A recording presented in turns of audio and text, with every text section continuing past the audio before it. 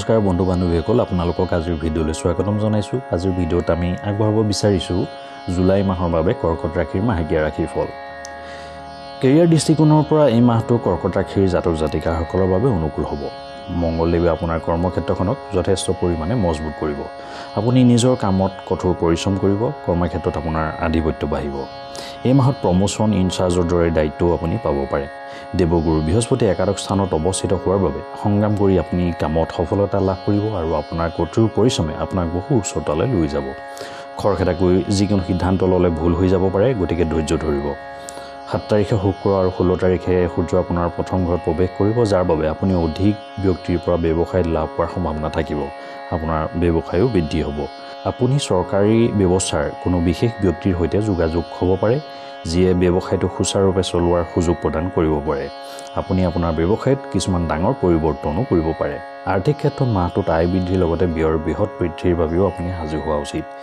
মাহৰ আৰম্ভণিতে শুক্ৰ আৰু সূৰ্য একেলগে দ্বাদশ স্থানত বহি আপোনাৰ খৰচৰ গতি বৃদ্ধি কৰিব পাৰে।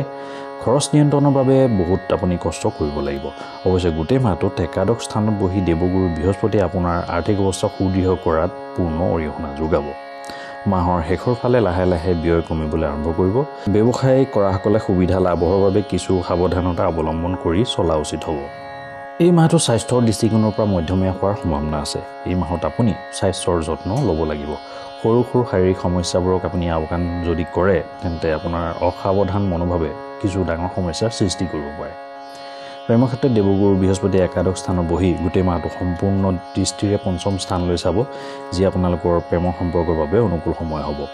মংগল দশম স্থানত বহি পঞ্চম স্থানত সম্পূৰ্ণ দৃষ্টি নিক্ষেপ কৰিব, যাৰ বাবে আপোনালোকৰ মাজত কিছু মতানৈক্য সৃষ্টি হ'ব পাৰে আৰু আপুনি ইজনে সিজনক ভাল বা বেয়া কথাও ক'ব পাৰে। কিন্তু দেৱগুৰু বৃহস্পতি আপোনালোকৰ সম্পৰ্কৰ যত্ন ল'ব। বিবাহিতসকলৰ বাবে মাহৰ আৰম্ভণিতে বুধৰ প্ৰভাৱৰ বাবে পাৰস্পৰিক যোগাযোগ ভাল হ'ব। ইজনে সিজনক ভালকৈ কথাবোৰ বুজাব পাৰিব।